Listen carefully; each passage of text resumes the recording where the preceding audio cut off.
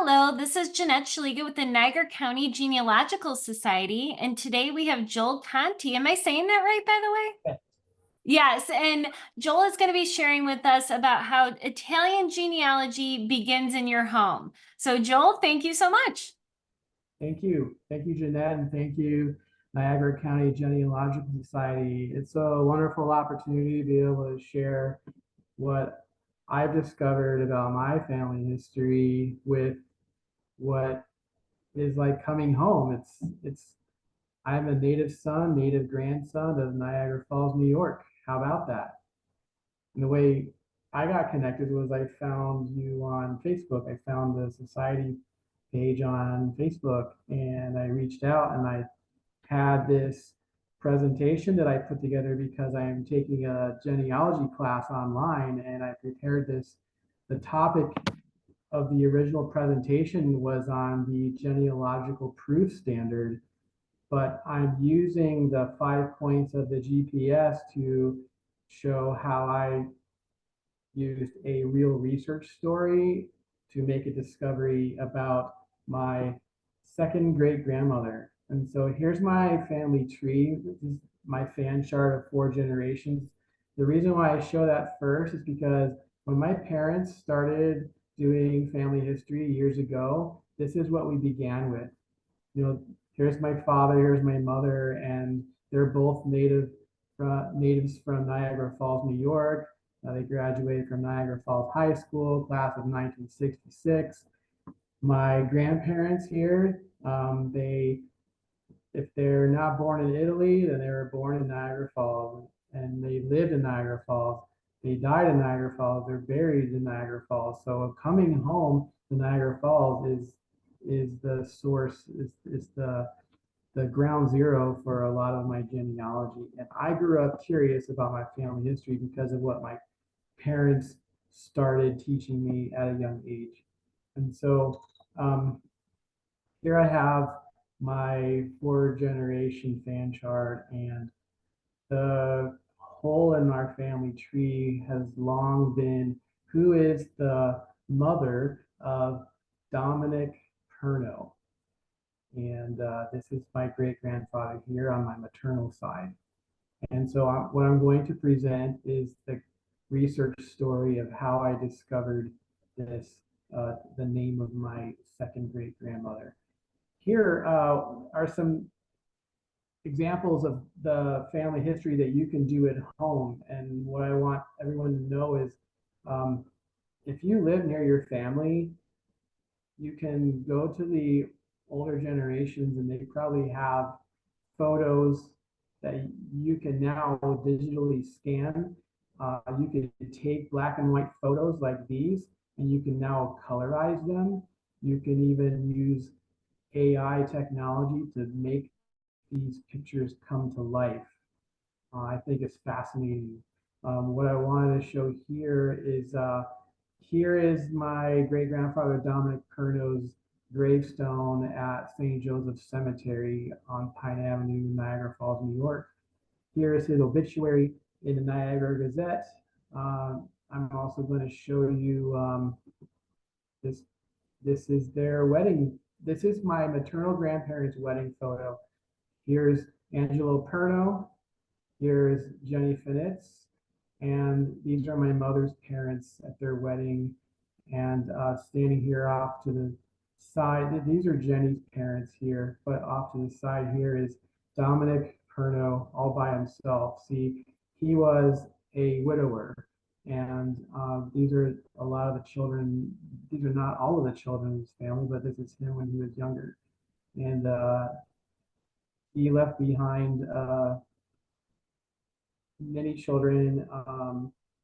This is his profile at Find a Grave, and I'm thankful for the person who took that photo. And then the next thing I want to show you from his memories is this is his certificate of death from March 26, 1955, and you see that he worked at a shredded wheat factory in Niagara Falls, New York, and it has the name of his father, Angelo Perno, and his mother is Elizabeth, last name unknown. And that is the beginning of my family history mystery, which is what I want to show with my presentation today. So now I'm going to start the presentation. And this is the nuts and bolts of what professional genealogists learn and what amateur genealogists should also try to learn. And it's a high research standard called the Genealogical Proof Standard, and also known as the GPS. I think it's a great acronym because you can never be lost with the GPS. So the GPS stands for Genealogical Proof Standard, and it's an essential set of genealogical standards to guide how professional and amateur genealogists should conduct their research. This is established by the Board for Certification of Genealogists, or BCG. So there's a governing board of these standards, and for those who want to certify and become accredited genealogists, these are some of the standards that you begin learning, and it's not the end of what you learn. But I want to show these 5 images here because in my presentation, they will be the outline. You'll see each page represented by one of these images, and they'll provide the roadmap of what we're going to be covering. So there's 5 of them. Number 1, reasonably exhaustive search. 2, complete and accurate source citations. 3, thorough analysis and correlation. 4, resolution of conflicting evidence. And 5, soundly written conclusion based on the strongest evidence. And this is from the BCG. This is the language that they use when they're describing the standards. So now see in the top right, you can see the standard that we're studying. The first one is this reasonably exhaustive search. So in the beginning, what I did as a novice genealogist was I look at what my parents put together in the family tree, and they started their 4 generations up to my great grandparents. And I thought in the beginning I could just go to family search, ancestry, maybe do an ancestry DNA test, and I could find cousins, and that would be a lot of fun, right? But that for most people that are unfamiliar with the actual science of genealogy, it is a discipline. And just what I described, going online and starting a family tree, is not going to cover all of the bases of what you need.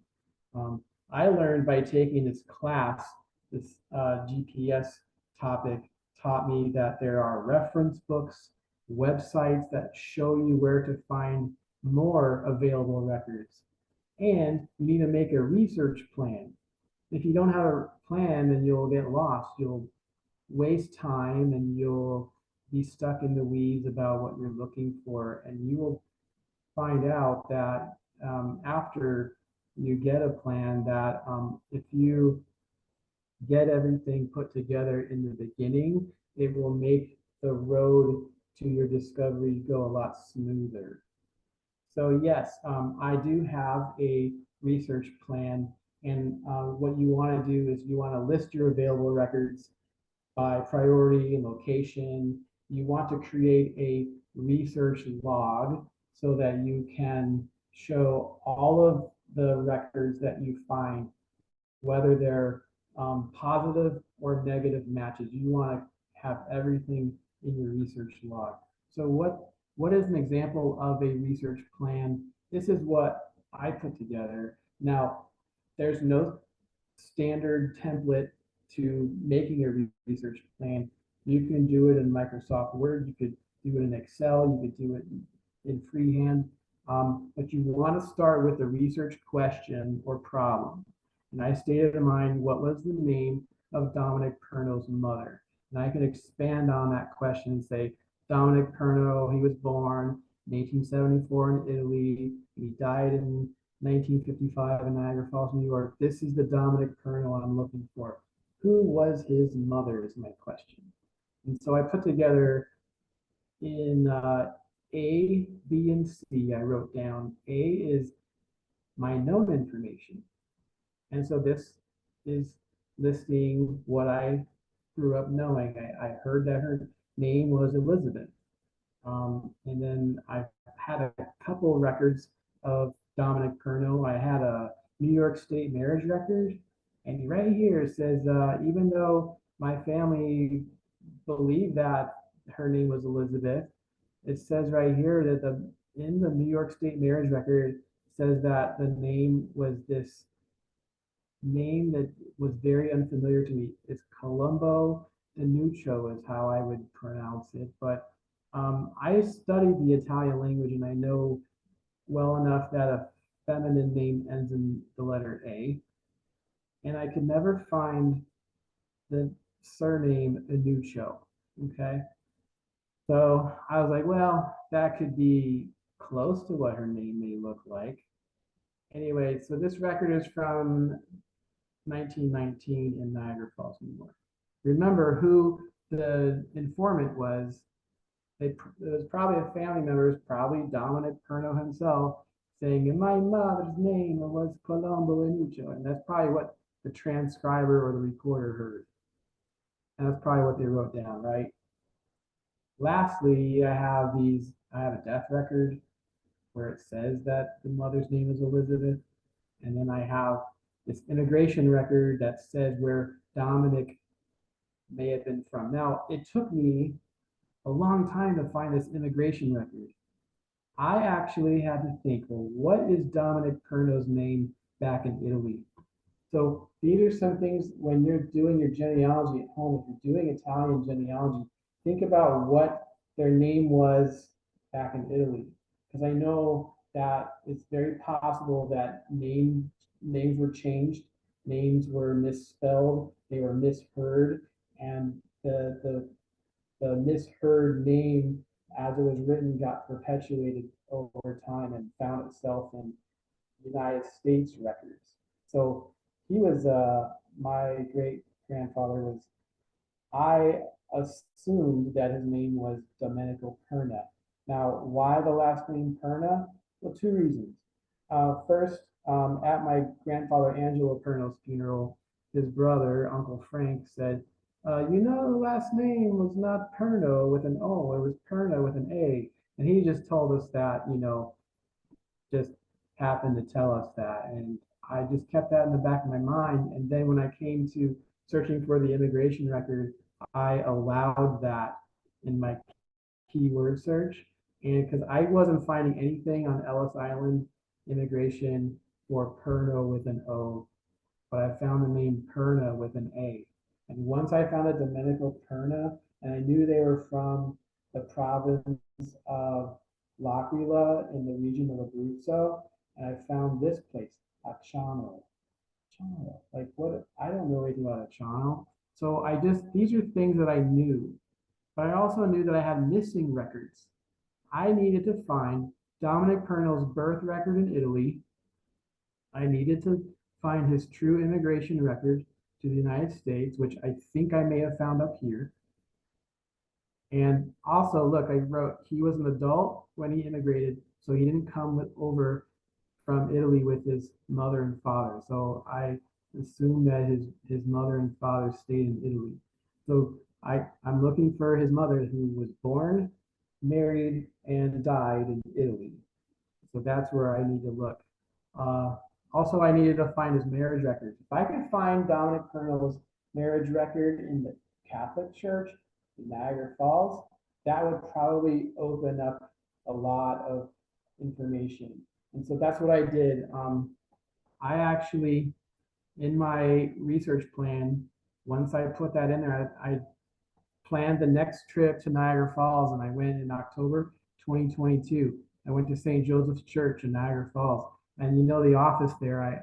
I knocked on the door, and they were there that day. And I had actually attempted to email them in the past, and they never answered my query. So I happened to be in town that day and I said, can I ask you about these marriage records? And they were hesitant to show me, but once I was able to, talk nice to them, and the lady, I think her name was Robin, she was kind enough to say, okay, if you know the marriage date and the names of your great grandparents, I can find them. And they just had the books on the shelf in the back room, and I was able to provide that information. They were quickly able to show me. So yes, I do have a picture of of Dominic Perno's marriage record, and it was written in Latin. So these are the record types that I knew that I needed to search. And so this is an example of a research plan that was carried out. And as you do a research plan, you want to do a research log. This is an example of that. This research log is just detailed of what it does is it allows someone to retrace your steps if they wanted to go back and find how you found the records, or how or where these records can be found again by someone else. The last thing is in the documentation I want to show is a research report. This is again a summary of what I was able to do. So in the beginning, back to this this plan here, right here. Okay, so yes, if you write things down and document things, your discovery path will go much smoother. And that is how you identify exhaustive, that's how you put together an exhaustive research plan. Also, what I want to show you is to help you be aware of what other record sources are out there. You can look at reference books. Here's two that I listed. Finding Your Italian Ancestors by Suzanne Russo Adams, and The Family Tree Italian Genealogy Guide by Melanie Holtz. And also you can look at websites for identifying Italian records. These websites here, they actually help you. It's like an online guide to plan out your research. Family Search, Research Wiki, Italy Genealogy is a page. Italy Guided Research is another guided research page on Family Search. And the last one is the Family History Guide on a website called thefhguide.com. That's a lot to show in the beginning, but here again, in my real research story is a picture of the marriage record that I found in New York State Records. And again, the name here is Domenico Perno, different than Dominic Perno. And here's where I found that Colombo and Nuccio name. And once I considered a different spelling of his Italian name, and I went to the immigration record, I was able to quickly find this. This is a screenshot of Domenico Perna, age 33, immigrating over in 1906. And, that was found on Ancestry. So that is a lot in step one, but I just want to emphasize writing out the plan and logging everything that you find. Step number two is use complete and accurate source citations. So this reason for a citation is, number one, it's professional, it's a standard. And number two, you want to allow someone else the ability to locate that source or image on their own. And the basic citation shows the author's name, the source title, and the publication information. So what I did here in my research log was, when I wanted to do a citation for this excerpt from this book by Melanie Holtz, the Family Tree Italian Genealogy Guide. I wanted to include this paragraph and give a citation. So down here at the bottom, I have the citation written out in the Chicago Manual of Style. But the quote from here is saying that the church records are the second largest record set in Italian research and also among the most useful. And many Italians, most of them Roman Catholic, center their lives on the family and the church, and their major life events are recorded in records held by parishes and dioceses. Church records began as early as 1563 when priests and bishops were instructed to maintain records of their parishioners' baptisms, marriage, and burials. So that right there is saying in your hometown, you may be close to a lot of record sources in the local parishes. And so I would strongly encourage you to research in person, to either email or visit the churches, and they'll hopefully be kind enough to show you how to use those church records and supplement your research. Also, some church records may be digitized and available online. I can just tell you that there's not a lot of church records digitized for Italian genealogy, so that's why I encourage you, if you are in Niagara Falls, New York, or if you are lucky enough to travel to Italy, or if you have a contact, a researcher in Italy, if you know where the parish is, you can have someone look up the records for you. And you may not be able to get a picture of it, but maybe someone can write down an excerpt or extract of it. Or maybe you can contact the parish and maybe they'll email you this information.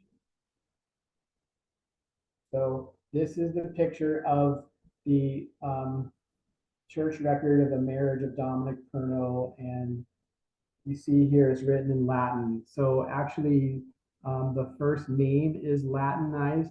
The surname is not. There's Dominicum Perno, and right here, the loco is the place, Molina Aterna Aquila. I never knew that. That's where he was from. Filium, that means son of, Angeli et Columbae di Nuncio. That is the first time I saw the name of both his mother and father. And there it is, Columbae, which is the Latinized name for Columba. And, he was baptized in Molina.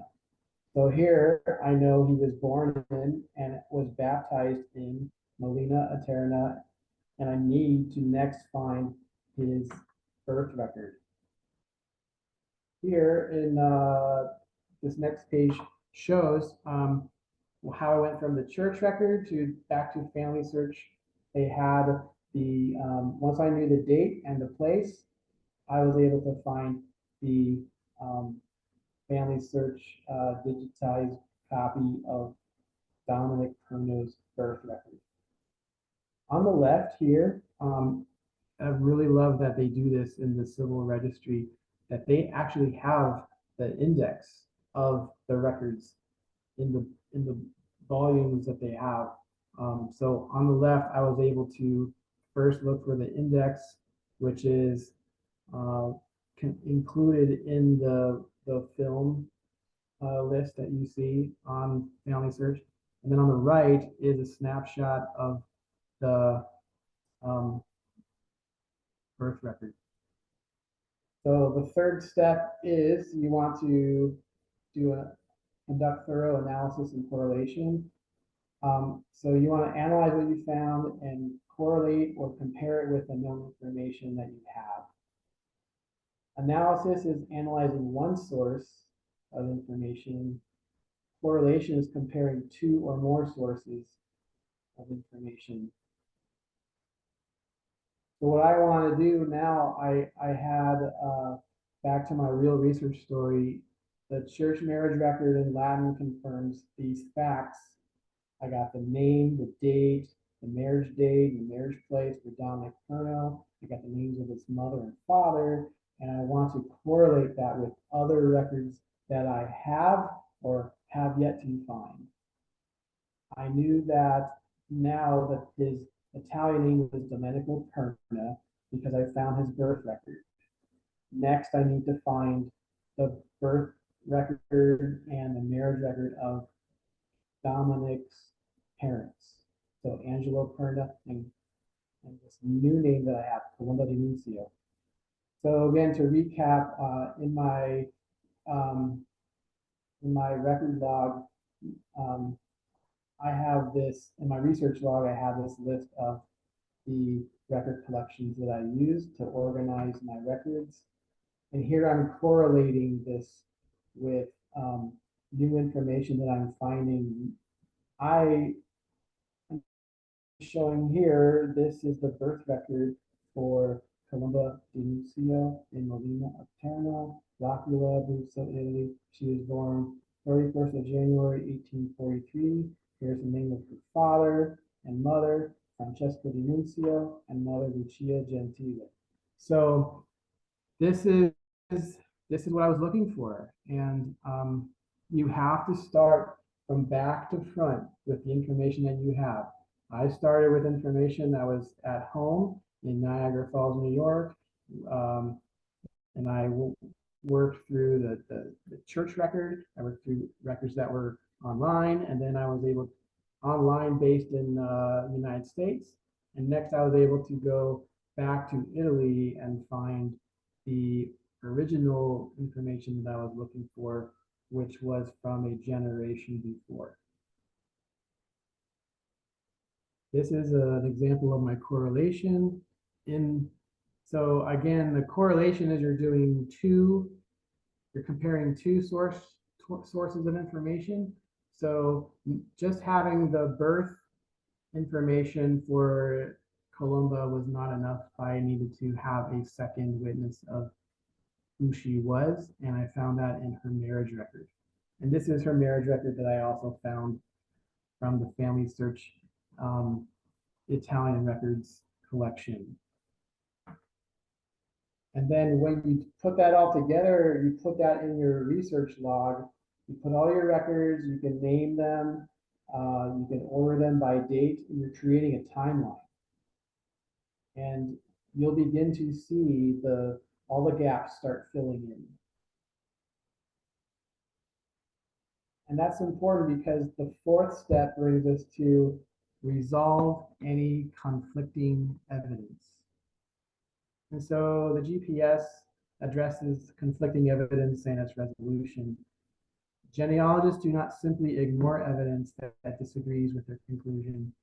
They address and resolve that evidence to ensure research conclusion is accurate and to help fellow researchers understand the conflicting evidence when they find it. So what you want to do is present both the evidence that supports your conclusion and the evidence that disagrees with that conclusion, because you want to be complete, you want to be thorough. The positive and the negative you want to show in your search results, because these are going to help you resolve any conflicting evidence when you get down to your conclusion. So what I try to do here in this slide is to show at the top in my research log, I'm trying to show how I started from back to front, number 6 down to 1. Started with a living memory that believed her name was Elizabeth. You see how it goes from red to green. And as I got each layer uncovered, I was able to get one step closer to finding my answer. And so first I had conflicting evidence. I saw that her name was Elizabeth with no surname. And then how did the name become Columba di Nunzio?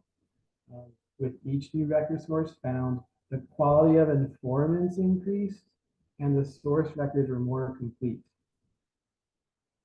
And the key record I found was the Catholic Church record at St. Joseph's Church in Niagara Falls, New York, right there in your hometown.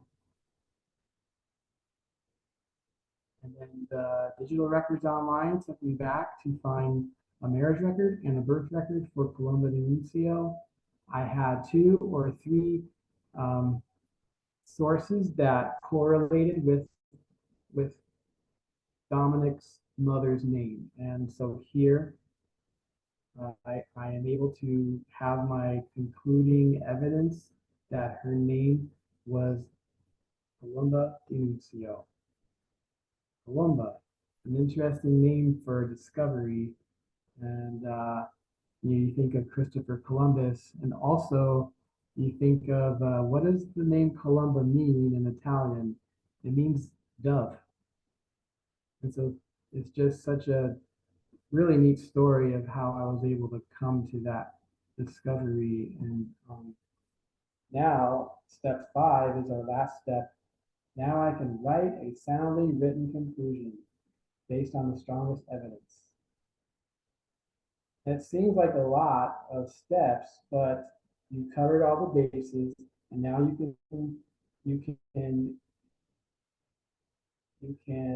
use the evidence that you found to support your research conclusion. And if you're going to put that in your research plan, in your report, if you're doing that for yourself or for clients, you can be very confident in your accuracy, clarity, and readability. So if you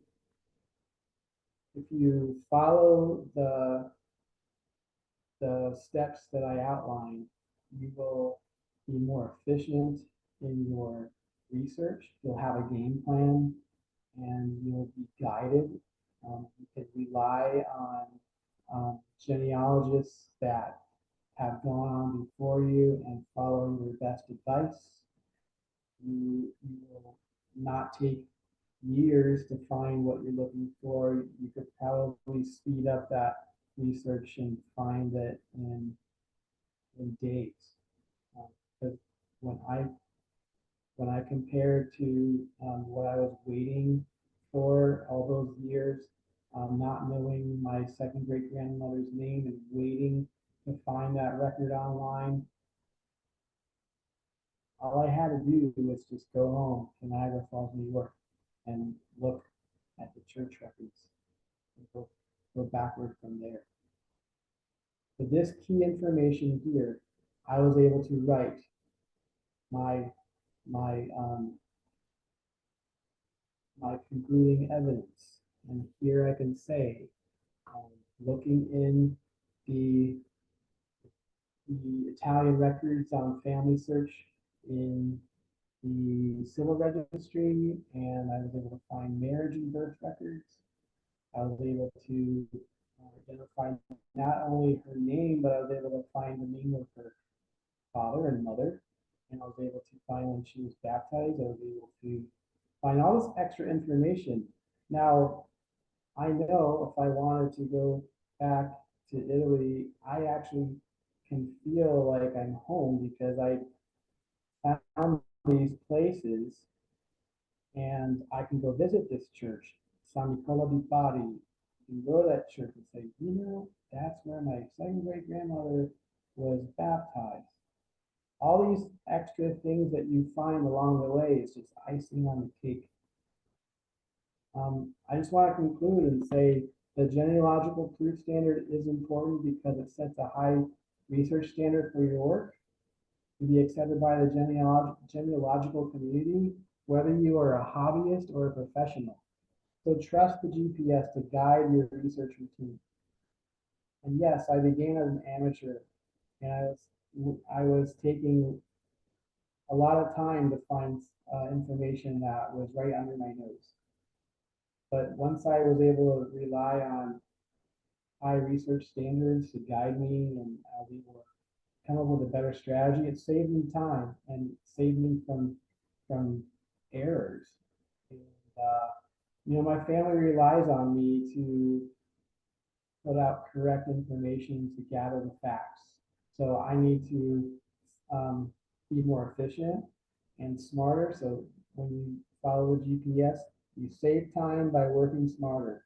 You don't want to do a frantic search. It's not a good use of your time. You also want to be organized and thoughtful and think about the legacy that you're discovering and who will benefit from it after you move on to other discoveries.